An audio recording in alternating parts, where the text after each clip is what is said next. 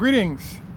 Today's talk focuses on, has the Tesla Semi indeed been canceled? First. The second thing we take a look at is new details of the Model 3 ramp and the stock price of Tesla going crazy to the upside potentially. And finally, for this week, we take a brief look at some of the software challenges that Tesla is facing. Greetings, this is Greg for Tesla Fan Insight. Thanks once again for joining us. As you can see behind me, today's edition is in front of the African American History Museum. And we're gonna take a look at the outside and talk more about it at the end of this show.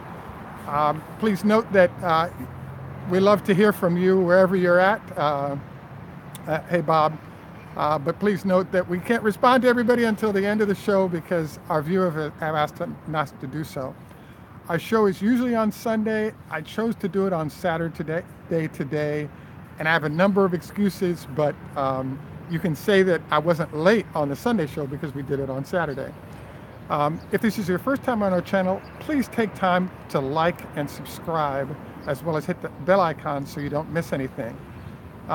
We do have a lot of viewers, and I just wanted to note that it makes a huge difference if you at least like our show with a little note there. It affects our show dramatically. I also wanted to note we tend to put a couple of ads in, and the ads really help us cover costs, and also we're really working hard to change up our camera equipment so we can do a better job all around. And then we're also on Patreon, so we also could use help in that fashion. If you're able to do $1 or $2 a month, would be greatly appreciated. So today's talk starts off with the fact that Seeking Alpha is now trending, and they're trending on a topic that suggests that there might be a cancellation for the Tesla Semi. And I thought this was fascinating, amazing, interesting, because it really goes to show you the power of the internet and the power of the hedge funds to generate news and have it trend that perhaps has nothing to do with reality. The fascinating thing that's going on right now, and has been going on for a long time with the Tesla Semi in particular, is that the information flow has been slim to none.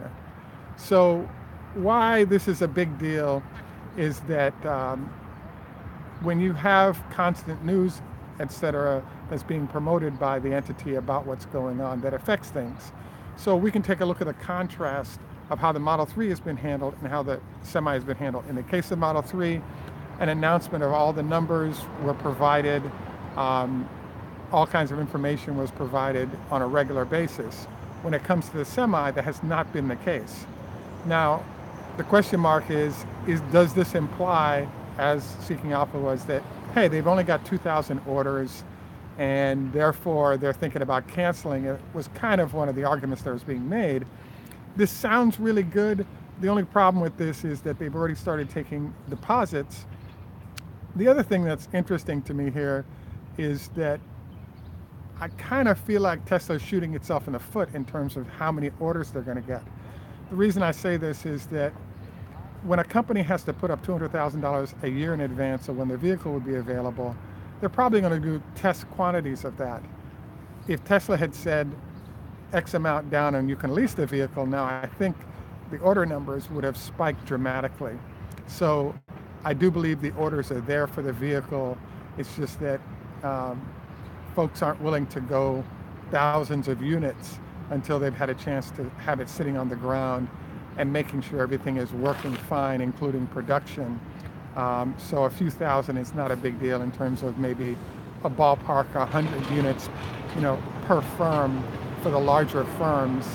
And then we're also seeing interesting things like UPS, FedEx, some of the biggest folks, including InBev, have decided to sort of blend their fleets and sort of let there be a battle between different solutions to see who wins.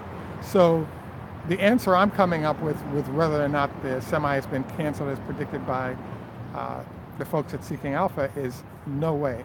I think it's perhaps the most important product for what the goals of the company is in the lineup. But I do think there's data that suggests that they're not ready to roll. And the biggest amount of data is that they haven't put 10 or 15 copies out and left a copy with each of the major order entities so that they can get comfortable with the vehicle and comfortable with making basically $1 billion commitment to Tesla over a 5 to 7 year period of getting these vehicles. So I also want to say that another example of this type of news was there's a guy named Jim Chanos, who's a hedge fund manager, and he actually introduced the idea that, hey, there's a real possibility that he thinks that Elon Musk will leave Tesla and go over to SpaceX and do more there. My argument on that one is, obviously that's entirely possible for that to occur. I'm wanting to change up the view here so you guys can get a different look at the museum behind me while I'm talking. I mean, the other option is to go this route, which allows you to pick up a little bit of the Washington Monument behind me there, which is right next door, etc. So I don't know if that helps our view a bit. So the bottom line is that I think we're in a very critical point right now relative to hedge funds, because we're at an inflection point. If in fact Tesla delivers the 5,000 units that we're talking about with the Model 3 ramp, I think it's lights out for a number of hedge funds who've shorted the stock. What I'm expecting from Tesla is that they're going to announce something like 5,500 to 6,000 vehicles being produced a month or a week, which is basically 20,000 units a month. And I'm expecting by September we should be in that 7,000 to 10,000 a week zone. And so these numbers are a huge disaster for those who've predicted that Tesla's stock price would crater. So I'm fascinated right now. The exciting news relative to Model 3 ramp is, number one, we do have Elon Musk indicated that they wouldn't start taking orders and delivering all-wheel drive Model 3s until they were at 5,000 units a week. And so the fact that he's now changed up and started taking those orders is big time something to consider. The second thing to consider here is that we're now seeing suppliers around the world getting 5,000 to 10,000 unit orders for their portion of production. There's a German firm, I believe, called SWC that's gotten, I think, 20,000 orders for screens for the Model 3. And so there's a number of confirming elements to the fact that the ramp is now occurring. So what all this means is that if in fact they're ordering all the parts and they're coming to the factory, the likelihood of them producing those vehicles is definitely high, and therefore we can see some really big numbers that start to emerge from this, and all the capital concerns relative to Tesla's having to go back out into the capital markets or potentially failing, I think, start to disappear. And the more numbers we see, particularly above 5,000 units produced, I think we all of a sudden have a situation where the hedge funds get crushed when they've shorted the stock. But beyond that, I also think it could mean that the stock price is going to rise dramatically.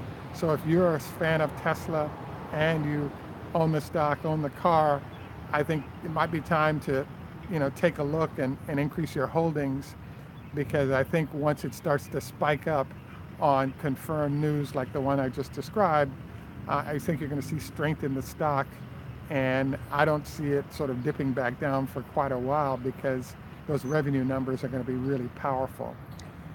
The next thing I wanted to sort of dabble in is that it was requested by Glenn, one of my loyal viewers and supporters on Patreon, that he really wanted to see us have more conversations about what's going on in the whole realm of software. So I've been interviewing sort of PhD level software engineers about what some of the challenges are that Tesla has been facing when it comes to the software. And the most obvious piece of software we can focus on is what's going with Autopilot. So if you think about it, one of the things you should be aware of is that Autopilot 1, if you have a vehicle prior to January of 2017, you're operating on Autopilot 1. There's a company called Mobileye, which makes sort of the vision systems, etc. And it's combined with sort of Tesla hardware. I believe the hardware came from NVIDIA. What happened is Tesla, as we all know, moved to Autopilot 2. There was a battle between Tesla and the folks at, there's a battle between Tesla and the folks over at Mobileye. Tesla wanted to say that it was ready to full autonomy, you don't have to touch the wheel. Mobileye disagreed. Tesla was like, hey, we were planning on getting rid of you guys anyway, so Elon Musk made the comment that our technology is better now than Mobileye, so we're just going to switch over and get rid of them. So what we've seen since this has occurred is that it's completely not worked. They were not ready.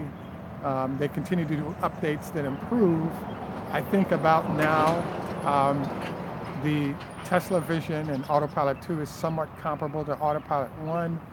I kind of feel like it may never catch up, and the reason is that the updates that you still get for Autopilot 1 as a Mobileye customer on the older Model S and X's is actually more data. So you're getting more information to help you manage your vehicle and its health and so forth. The other thing that one of the other things I wanted to cover today relative to software and how the whole thing works, as was explained to me by a PhD level computer scientist, is the fact that in the case of a vision system from Mobileye, they have a camera in front and a camera in rear of the vehicle, and then they have a radar to go with that. So the amount of data points that are coming in are low, and so it's helpful that you don't have too many data points to work with. In the case of Tesla, they have 8 cameras, sonar. So now you have a whole bunch of data being pulled in, and all of that data represents more data, which should be more information. But if you have, let's say, one camera in front, one camera in rear, and then 4 cameras on the side of the vehicle, there's a problem that pops up. And the problem is, if a vehicle is seen by the rear camera and then moves next to the car, is that a new vehicle? Now, if that vehicle moves from a rear camera to a front camera, is that a new vehicle that's there? Because now you don't have a license plate to check to see if it's a new or different vehicle. So one of the challenges that's happening is Tesla has 8 times the data, and it's going to take quite a while, maybe another year, before this system is really ready for prime time. So the bottom line is that I do believe that it's probably a better system that Tesla has developed, but the nightmare problem is that I think it's going to be another year before it's fully up to its capabilities, and it's reflective of the fact that you've got good engineers. It just takes them more time to execute what Tesla would like them to achieve. I have to admit we're running low on battery and we're sort of out right now, and I think we'll continue our discussion of kind of what's going on in this frame at another time. What I'd like to do is take a look around at what's going on in this area.